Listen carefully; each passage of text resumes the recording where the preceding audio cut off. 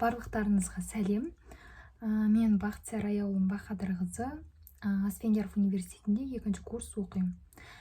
Жалпы бұл видео негізі 1-ші курстарға арналады, яғни НТ-ны бітіріп, яғни жоғары балл жинап, грантқа түскендер или болмаса оқуға түсем деп ниеттеніп жүргендер үшін бұл видео өте қызықты. Өйткені мен ОБТ-ны, яғни ұлттық бірыңғай тестті бітірген кезде, Асфендияров университетіне түскен кезде қандай сабақтар оқытылады, апайлар қандай, қатал ма или қалай біреудің жанашы ма деген сияқты сондай сұрақтар болды. Бірақ мен ютубтан іздедім. Ешқандай көңілге қонымды бір нақты мәліметтер алған жоқпын. Мен енді өзімді сол уақытта қызықтырған сұрақтар бойынша айтып көрейін. Бізде жалпы оқу үлгісі, яғни оқу процесі кішкене мектептегіден басқашалау. Яғни 2 семестрге бөліп қарастырады, ал мектепте 4 90-ға бөледі, ал бұл жақта тек 2 семестр, яғни 2 90 деген сияқты. Бірінші семестр бұл сентябрьден декабрьға дейінгі, осы бірінші семестр мен екінші семестрдің арасында қысқы демалыс бар. Сол кезде демалып үлгеріп алыңыздар. Одан кейін осы бірінші семестрде болған сабақтар бізде химия мен тарих дейтін сабақтардан емтихандар болды. Химиядан бізде, яғни бұл сабақтың экзамендер болады. Яғни химияда бізде жазбаша, яғни билет алып, қандай билет түседі, соған жауабымызды жазып кетеміз. Ал тарих бұл бізде тест. Апайларына тоқтала кететін болса, бізде химия, яғни кафедрасының мұғалімдері кішкене қаталдау. Өзім әлі жуас мұғалімдерді көрген жоқпын. Ал тарихтан апайлары өте жақсы, барлығын түсіндіреді, сұрасаңыздар айтады. Солай. Ал бағалау үлгісіне келетін болсақ, бізде 100 балл болады. Осы 100 баллдың ішінен бағана сабақ айтуларыңызға байланысты қойып беріп отырады. Ең осы бізде маңызды пәндер болған, бұл бізде химия, тарих, яғни экзамен тапсыратын сабақтар бізде маңызды болды. Ал егер өмірімізге, яғни өзіміздің болашақ дәрігер болуымызға қажетті мамандықтар, яғни пәндер болатын болса, бізде химия бұл міндетті, анатомия бұл тоже міндетті, цитология, гистология дейтін сабақтарды өте жақсы оқуға тырысыңыздар. Өйткені маңызды ақпараттар өте көп. Ал практикалық сабақ бірінші курста бұл бізде алғашқы дәрігерге дейінгі көмек. Бұл сабақ өзім қатты жақсы көрдім. Яғни бізде бұл кезде жаңағы венадан қан алу, венаға жаңағы укол салу, одан кейін қалай жаңағы алғашқы дәрігерге дейін көмек, егер жүрегі ұстап қалса, ана кезде талып қалса дейтін сабақтар өте көп болатын. Прям біз жаңағы нелермен жұмыс жасайтынбыз. Апай басымызда қарап тұрады. Каждый алгоритмдерді шығарып келеміз, сол алгоритмдер бойынша оқимыз. Бұл өте ең қызық сабақтардың бірі. Бұл сабақта бізде апай қатал болды. Прям апайлардың өзі осы бізде кішкене қинаған осы химия мен алғашқы дәрігерге дейінгі көмек. Анатомия ең маңызды сабақтардың бірі. Анатомиядан басын, яғни бірінші семестр кезінде бізде сүйектер болады. Сүйектерде адамда қанша сүйек болады, мысалы маңдай сүйек, бас сүйектеріне не жатады, немесе жаңағы қол сүйектеріне не жатады. Каждайын латыншасын жаттайсыздар. Латыншасы қатты қиын емес. Мысалға дисталды, медиалды, одан кейін тағы да сондай анатомия кезінде сондай сабақтарды оқисыздар. Бірінші семестр өте қатты қиын емес анатомияда. Уайымдамаңыздар, күнде берілген тапсырманы күнде оқып отырыңыздар. Уақыттарыңызды тайм менеджмент, яғни сол сияқты жасап, мысалға таңда осы уақытта тұрамын, осы уақытта сабақ, осы уақыттан кейін осы уақытта жасаймын. Мысалға менде сабақ сағат 8-де басталып, мысалға бізде бірінші курс болған кезде басы онлайн болды. Бізде 8-де басталып, 2-де немесе 12-де бітетін тұғын. Одан кейін мен сразу осы нақыраны 12-де бітті менде, 1-де чайын ішем, 2-де осы сабақ, анатомия сабақты оқимын, 3, 4, 5, 6, 7 деп 8-ден кейін мен демалатынмын. Осы 3-те 4-те 5-те түсінбей қалған сабақтарымда немесе жаңағы ертеңгі сабаққа дайындалатынмын. Дәл солай күнделікті блокноттарыңызды ашып жазып отырғандарыңыз өте дұрыс болады. А то сіздер үлгермей депрессияға түсіп, мысалға бізде де болды, грантқа бір оқушы түсті, ештеңеге үлгере алмай депрессия болып оқудан шығып кетті. Сіздер жылап жатсаңыздар да, депрессия болып жатсаңыздар да, ол ешкімге қызық емес. Сол үшін уақыттарыңызды тиімді пайдаланыңыздар. Келесі тағы да қызық сабақтардың бірі бұл академиялық адалдық және академиялық жазу. Бұл сабақтар негізінен қатты міндеттелген емес, яғни нақты андай емтихан болады дейтін сияқты сабақтар емес. Бұлардан дипзачет дейтін болады. Оны сіздер университетке түскен кезде барлығын үйретіп түсіндіреді. Академиялық адалдық, жазу дейтін сабақтар, яғни университеттен, яғни экзамен кезінде егер шпормен ұсталып қалсаң, телефонмен ұсталып қалсаң, сондай дәрежелер болады. 1-ші дәрежелі, 2-ші дәрежелі, 3-ші дәрежелі деп, солай қатты қиын емес сабақтар. Апайларының өзі жаңағындай өзі айтып түсіндіріп үйретеді. Бірақ бір нәрсе кішкене маған қатты қиындау болды түскен кезде. Бұл мысалға бізде сабақ кезінде мектепте оқитын кезде бізге апайлар түсіндіретін жаңа тақырыпты, ал универге түскеннен кейін жаңа тақырыпты өзіміз оқып, оны біз апайға түсіндіріп береміз, ал қате жерлерін апай дұрыстайды. Вот сол жағы кішкене маған қиындау болды. Қалай айтсам екен, сабаққа оқымай, бүкіл студент оқымай барамыз, апай бізден сабақ сұрайды, біз оны білмейміз. Апай, оны сіз үйретпейсіз ба дейміз. Жоқ, олай емес, оны сендер оқып келесіңдер, осылай да осылай болады деп. Бізде осы 1-ші семестрде апайлардың көбі түсіністікпен қарады, өйткені кішкене мектептен кейін әлі үйрене алмай жүргенімізді байқады. Кішкене бізде көптеген қыздар жылап қалды, солай медициналық оқу болғандықтан бәрібір кішкене жауапкершілігі бар сабақтар. Одан кейін бізде 2-ші семестр кезінде бұл өте маңызды сабақтар бастала бастады. Мысалға біз анатомия күрделенді. Мысалы анатомия кезінде бізде 1-ші семестрде сүйектерді, буындарды, нервті, миды, бұлшықеттердің барлығын өтіп тастағаннан кейін біз уже анатомия 2-ші семестр кезінде организмдерге тоқтадық. Сезім мүшелеріне, бауыр, бүйрек, ас қорыту жүйесі, жаңағы тыныс алу жүйесі дейтін сияқты бүкіл организмдердің барлығын қарастырасыздар. Кішкене анатомия солай күрделенді. Барлығын бізде Досаев ағай бар. Сол ағайдың өзінің жеке кітабы бар. Сол кітапты міндетті түрде алып алыңыздар. Өте жақсы жазылған кітап. Түсінікті әрі қысқа нұсқа жазылған. Сол кітаптан оқысаңыздар, анатомияны 5-ке тапсырып шығасыздар. Келесі бізде цитология. Цитология өте қызық сабақ. Бізде негізінде көбінесе қатал мұғалімдер түсті. Өйткені бізде жалпы медицинаның 001 группасы болғандықтан көбінесе бізге қатал апайлар түсетін. Ол біз қуанатынбыз негізі қатал апай түсетіне, бірақ кейде жылайтынбыз, неге осыларға күшті апай түседі, бізге неге қатал деп. Солай жоқ, негізі қатал апай түскен кезде қуану керек екен. Өйткені барлығын бізден сұрайды, білмеген жерімізді жаңағы айтады. Экзаменде не келетінін айтып беретін тұғын. Не келет емес, енді осыны оқыңдар, осы келет, мынау келет деген сияқты барлығын жанамалап айтып беретін. Соның арқасында экзамендерден жақсы балдар алып шықтық. Осы цитологиядан бізде жаңағы жасушаның бөлінуі, адамның организмде, яғни қалай пайда болады, қалай көбейеді, сол сияқты қызықты сабақ. Бірақ бұл сабақтың бір сабағын тастап кетсеңіздер, сіздер келесі сабақты жаңағындай алып кете алмайсыздар. Өйткені қараңыздар, бүкіл сабақ мысалы 15 сабақтан болады. Әр семестр 15 сабақтан. 15 сабақтың бір сабағын тастадыңыз, сіздерде сразу андай түсінбейді.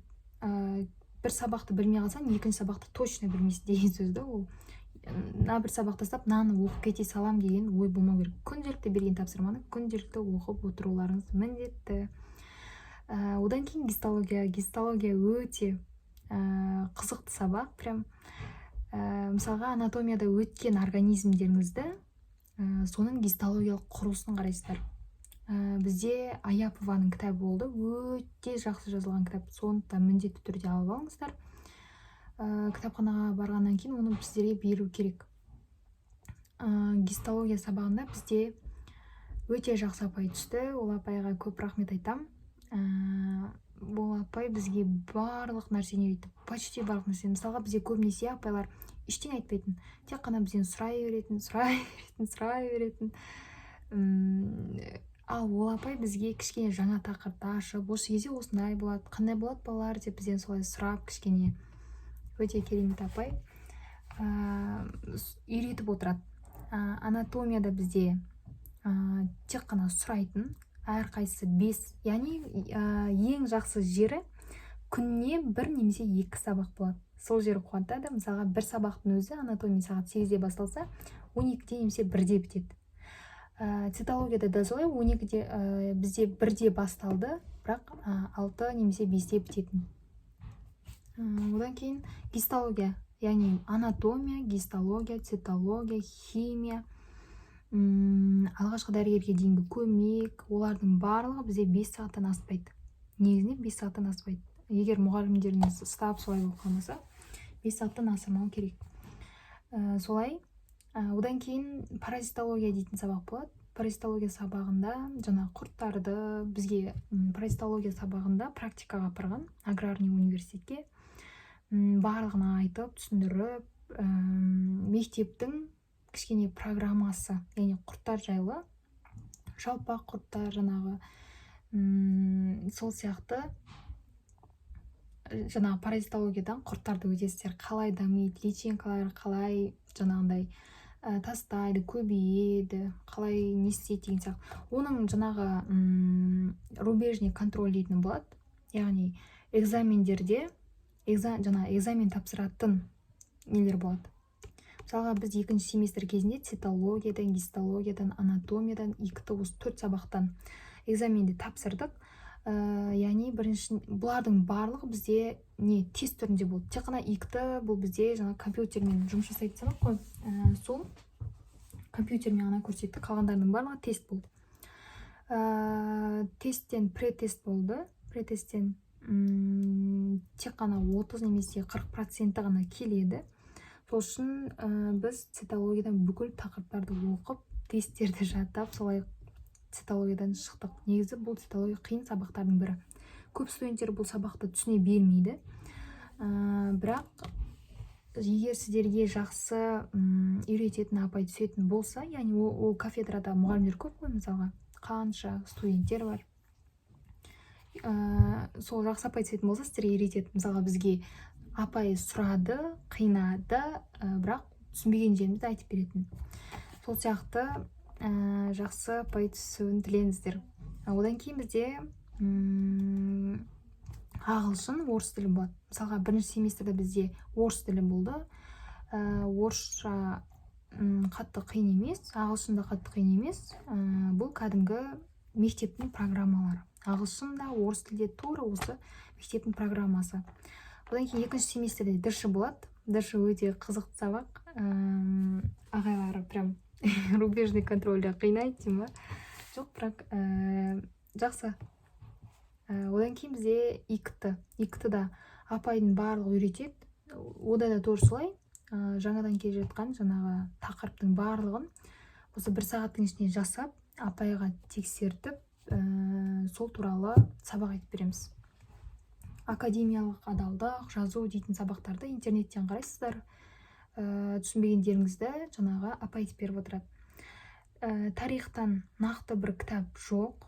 Оны жаңағы басқа бір кітапханалардан іздеп солай тауып интернеттен айтып беріп отырасыздар. Тарихта қатты қиын емес. Осы бізде ағылшын, орыс тілі, ДШ, жаңағы тарих сияқты сабақтардың барлығы мектептің программасымен бірдей болып келеді. Ең негізгі пәндерді оқыңыздар. Цитологияны, бұл сабақтардан бір сабағын тастап кетесіздер ғой, одан кейін сабақтарды мүлде түсінбей қаласыздар. Анатомияны міндетті түрде, өйткені анатомия, осы жылы анатомияны оқысаңыздар, келесі жылы анатомияны қайтадан дәл сол программада өтесіздер. 2-ші курста қазір жүйе қылып өтіп жатыр, бірақ бізде бұны жүйе қылып өткен жоқ. Мысалға жүрек, жүректен кейін өкпе, өкпеден кейін бауыр, бауырдан кейін ұйқы без, 12 елшек дейтін сияқты қылып тез өтіп кете салдық.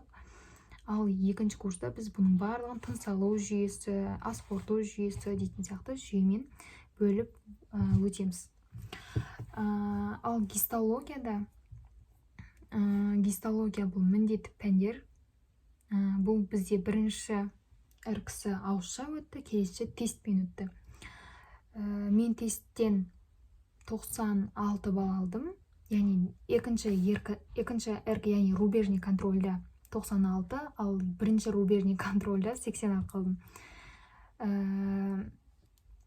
Осылай, мысалға сіздерде 15 апта болады ғой сабақ, 15 апта, осы 15 аптаның 7-ші немесе 8-ші аптасында рубежный контроль, яғни бірінші рубежный контроль болады. 15-ші немесе 14-ші аптасында екінші рубежный контроль болады. Яғни аралық бақылаулар болады. Жаңағы сіздерге модулға кіргізеді. Ол модулдың ішінде бүкіл ақпараттар тұрады. Соны тартып алып, сіздерде тіркейді. Тіркеген кезде сіздерде өз шығып тұрады. Мынан тақырыптарға дайындал, мыналардан сұрайды деген сияқты тақырыптарға дайындаласыздар. Келесі бұл бізде химия. Химиядан да өзінің модулі болады. Ол модульда жаңағындай тақырыптар болады, есептері болады өзінің. Сол жаңағы осы аралық бақылауға дайындалатын сұрақтары, экзаменге дайындалатын кезде өздерінің бір несі болады. Модульдің ішінде, мысалға, осы тақырыптарға дайындал деген сияқты болады. Жазбаша болған кезде тек қана 15 тақырыптың атауларын ғана береді. Оны бүкіл жаңағы ненің барлығын қайталайсыздар. Қатты қиын емес, бірақ күнделікті жаңағы осы химия, цитология, анатомия, гистология дейтін сабақтарды міндетті түрде оқуға тырысыңыздар. Бір сабағын қалдырып кетсеңіздер, қиындау болады. Сосын апайлардың өзі кішкене байқайды, нағыз оқиды, нағыз оқымайды деп кішкене бөлетін апайлар да болады. Ол жердегі апайлардың барлығы 100% прям өзінің маманын мақта білетін ұстаздар. Уже студенттерді көре беріп те біліп алған шығар, қандай студент оқиды, қандай студент оқымайды. Егер сен оқып, бүгін айтып, тырысып жатырсан, апай жақсы баға қойып береді. Мысалға оқымайтындарға бізде 50-ден төмен қояды. Немесе кейде жарайды деп 50-дің өзін қою мүмкін. Егер жақсы жаңағы мұғалім болатын болса, ал бізге жақсы апай көп түскен жоқ. Бізде цитологиядан қатал болды, анатомиядан, химиядан тоже қатал болды, бірақ барлығы үйрететін. Олар бізде оқымасаң, жарайды 50 деп көзіңді жұмып 50 қойып бере алмайды. Олар 10 алсаң 10, 20 алсаң 20 қойып береді. Ал дәл осылай бағалып жүре беретін болсаңыздар, сіздердің ОРТ-ларыңыз болады, жаңағы есептеп отыратын. Ол ОРТ 50-ден аспай қалып, сіздер емтиханға кірмейсіздер. Емтиханға кірмесеңіздер, сіздер лето қаласыздар, жаз бойы оқисыздар. Оның 5 немесе 6 кредиті болады. Яғни бір кредитінің өзі 19 мың теңге. Яғни 5-6 кредитін 100 мыңға жуық ақша болады. Сол үшін лето қалмауға тырысыңыздар. Ешнәрседен қорқудың керегі жоқ. Басында бірінші курс болған кезде қалай оқимын деп өзім солай қорқатынмын. Қалай оқимын, мына жерде апалар біртүрлі, ешкім айтпайды. Мысалға мектепте оқитын кезде оқыңдар деп істеп. Дайын тұрған ақпаратты алғыңыз келмейтін, ал мына жақта сразу өзің оқып, өзің жазып, конспект жазып, солай прям кішкене уақытыңды үнемдеуге үйренесіздер. Медициналық оқу көбісі айтады, қиын, анау деп, бірақ ондай емес. Барлығы оңай. Күнделікті берген сабағын күнделікті оқып отырыңыздар. Конспектті міндетті түрде анатомиядан жазып алыңыздар. Менде конспекттер бар, сүйектерге бөлек конспект, нервтерге бөлек конспект, ағзама, организмдегі ағзаларға бөлек конспект, бұлшықеттерге конспект, буындарға бөлек конспект. Солай кете береді. Сезім мүшелеріне тағы бір конспект деген сияқты конспекттерді анатомиядан жазғандарыңыз дұрыс. Ал цитология, гистология дейтін сабақтар болады. Оларда жаңағы ақпараттық блок болады. Жаңа модулдың ішінде ақпараттық блок болады. Сол блоктың ішінен жаңағы ақпараттар тұрады. Сол ақпараттарды шығарып алып, сол жерден оқып отырсаңыздар болады. Одан кейін бізде химия. Бұл химияға конспект жазбасаңыздар болмайды. Еще бізде химия кафедрасында ең қатал мұғалім бұл бізде Карлова дейтін. Оны сіздер өздеріңіз түскеннен кейін байқайсыздар, қандай мұғалім. Бізге берген жоқ бұл апай, бірақ көп студенттің айтуынша ол қатал апай. Бірақ бізге де химиядан қатал апай түсті. Бірақ ол апай прям жақсы апай болатын.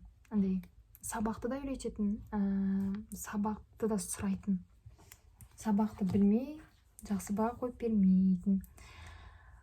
Химия тоже тура мектептің программасы, биорганикасы, мектептің программасы, органикасында дәл сол мектептің программасы. Химияда почти мектептің программасы, бірақ биорганикасы кішкене қиындау. Көп студенттер солай айтты.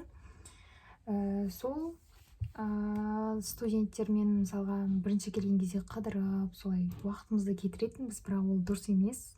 Негізінде бірінші, екінші, үшінші курс бұл өте жақсы оқу керек. Яғни негізгі білімдердің барлығы осы 3 курста беріледі. Бірінші курста мысалға мектептен білмейтін қанша заттарды үйренесіздер.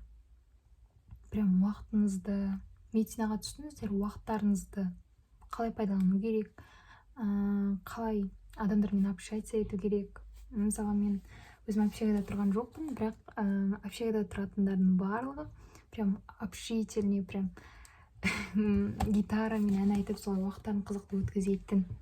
Ал мен общагада тұрған жоқпын, жай болғандықтан ондай қызық сәттер менде көп болған жоқ. Бірақ бізде болды, курстасымыздың туған күні сияқты сондай қызықты сәттер көп болады. Бірақ емтиханнан, сабақтан төмен бал қылсаңыздар, оған ренжімеңіздер өздеріңізге. Ол жай ғана баға екенін ұмытпаңыздар. Мысалға, қайдан білесіз, бүгін жаман бал настроениеңіз түсті, мүмкін сізге ертең өмір жоқ шығар. Сол сияқты заттарды ойланыңыздар. Жыламастан бұрын өзім қатты жылап, осыдан төмен алып қалдым деп, мысалға, ең бірінші келген кезде маған химиядан 60 қойып қойған тұғын. Мен ол кезде қатты жыладым. Неге басқаларға көп қойған, маған аз қойған деп. Вот солай. Бірақ ол кейін қате екенін түсіндім. Өйткені мен келесіне жақсылап тырысып, оқып, айтып беріп, солай 80 немесе 85 негізінде бұл 70-тен аса біз қуанатынбыз осындай қиын сабақтардан. Кейбіреулер болады 95 алып жататындар, олар негізі өте аз болады. Бірақ біз 70-тен аса қуанатынбыз.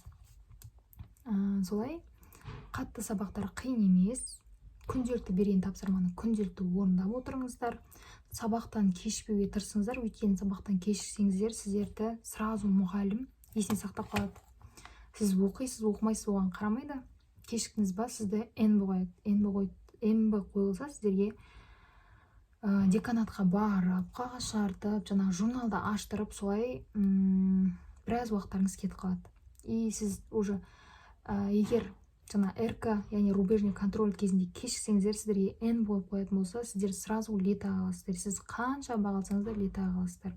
Сол үшін осындай рубежный контроль, яғни аралық бақылау кездерінде үстеріңізге әдемі киім киіп, сабаққа дайындалып, өзіңізді ұстап сабырлықпен ситуациядан шыға біліңіздер.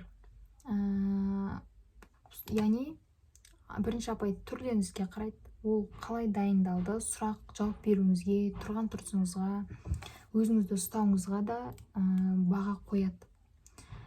Сол жағы бар.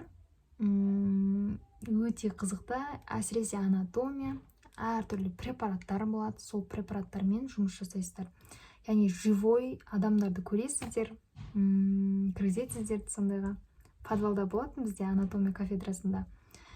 Сол подвалдың ішіне түсіп, организмдерді көріп, сол жерде сабақ айтып, солай өте қызықты болатын. Бірақ сабақтан міндетті түрде кешікпеңіздер, апаймен ұрысып қалмаңыздар. Ұрысып қалсаңыздар өте қиын болады. Сізге де сабақ өтуге қиын болады. Ол апайға мысалы бізде болды ұрысып қалатындар. Бірақ апай түсіністікпен қарады. Ал көп апайлар олай түсіністікпен қарай бермейді. Сол апаймен общительный болғандарыңыз өте жақсы болады. Сол одан кейін бізде паразитологияның апайлары өте жақсы апайлар. Физика болады. Сосын физика сабағында негізінен ол да қатты қиын емес. Дәл мектептің программасы сияқты, жаңағы микроскопты қалай зерттеу керек, қандай микроскоптың түрлері, ЭКГ-ны қоюды үйренесіздер. Сол сияқты қызықты сабақтар өтесіздер, тақырыптар. Яғни ол кезде химия кафедрасында бізде екі апай, яғни әр аралық бақылау кезінде, ең маңыздысын айтпаппын ғой, әр аралық бақылау кезінде мұғалімдер өзгереді. Мысалға, бірінші аптадан 7-ші аптаға дейін бір апай береді, 7-ші аптадан 15-ші аптаға дейін екінші апай береді. Яғни подгруппа болады, яғни бірінші группа, екінші группа. Мысалға мен 001, яғни 001-дің бірінші группасы болатын болсам, біздің подгруппа бұл 001-дің екіншісі болады, яғни бұл екінші группа. Мына жақтағы беретін апай мен мына жақтағы беретін апайлар бізде орналасады аралық бақылау өткеннен кейін. Сол қызықты, осы апай қалай конспект жазыңдар, қалай көзге көрдіңдер деп біз солай подгруппамен сөйлесіп солай сұрайтынбыз. Өте қызықты болатын. Бірінші курс мен үшін өте қатты қызық өтті. Осы бірінші курс басталғалы бері мен ешқандай сабаққа әлі кешігіп барған жоқпын, қуаныштымын оған. Сол ешқандай апаймен ұрыспай, жақсы бағалар алып, летаға қалмай, пересдачаға қалмай, барлығын керемет тапсырып шықтым. Сіздерге де ешқандай уайымдамай, сабақтан кешікпей, летаға, пересдачаға қалмай, бүкіл сабақтарды 5-ке тапсырып шығуларыңызға тілектеспін. Және де айтып кететін зат, ол бізде жаңағы көптеген ұйымдар болады осы университеттің ішінде.